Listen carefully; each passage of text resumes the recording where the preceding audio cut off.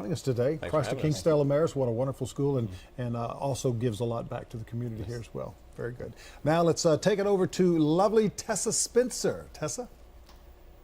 Today we have a very special guest, and you might have heard him on the radio maybe once or twice. Grammy Award-winning Christian singer Chris Tomlin. His new CD, Burning Lights, just debuted at #1 on the Billboard Top 100 chart and has gotten an outpouring of praise from the national media. Chris, thanks for joining us this morning. Really do appreciate you being with us. Hey, thanks for having me. It's definitely an honor. Well, Chris, let me ask you this. By the album doing so well within its first week, and actually it's the 4th time only in history that a Christian album has debuted at the top Billboard 200, what do you think that says about Christian music nowadays, and especially your music? Well, it's pretty amazing. I never dreamed that I would have a record that's #1 of all music in America for a week. That's pretty crazy, and it's an honor. I think it says a good deal about Christian music. I think there's so many great artists that are out there that are making amazing music, and it takes a great team too. I just have to give so much credit to our team, because it takes an amazing team to anybody who does anything worthwhile knows it takes an incredible team to be successful. And so I'm really grateful, thanking God for this opportunity and just His gifts, His favor, and I'm blown away. And I think people are really seeing that there's these songs of faith, there's songs that lift people up, there's songs that give people hope, and I think that's what people are responding to. Yeah, and especially with it being more mainstream too, sometimes when you're first hearing it, you're not necessarily thinking, oh my goodness, this is a Christian song, but then when you realize it, you've actually been given the opportunity to get a message, especially through your music.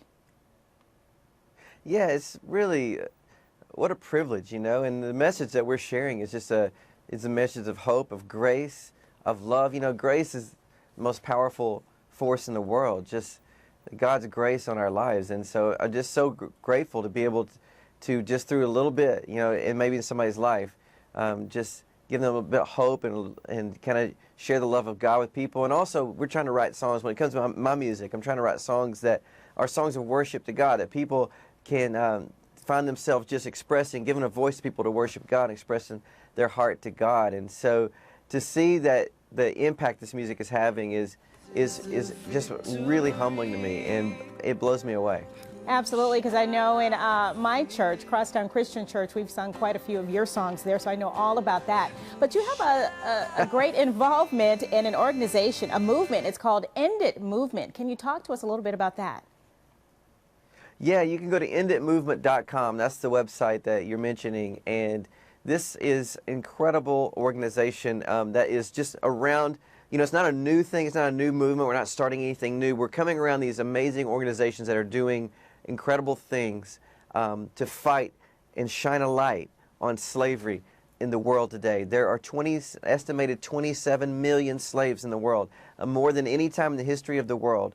And we're not good with that. I think these generations, this upcoming generations of people are like, we're not going to stand for that. And End It Movement is a way of rallying around these people like International Justice Mission, who are doing incredible things on the ground. And we're kind of coming behind that and bringing awareness, because awareness is doing the job. When you think about all the massive issues, and you think about how massive this human trafficking issue is and the slavery issue is, think, what can I do? I'm just how do just go into my job or my day-to-day, how do I make a difference? And awareness is the difference. Making people aware is what is doing the work. And so that's what End It Movement is about. It's a simple way. Just go to that website. It's kind of the information you need. You can sign up, join the petition, join just saying, we're not good with this, and we want to make a difference. We want to put an end to this in our lifetime.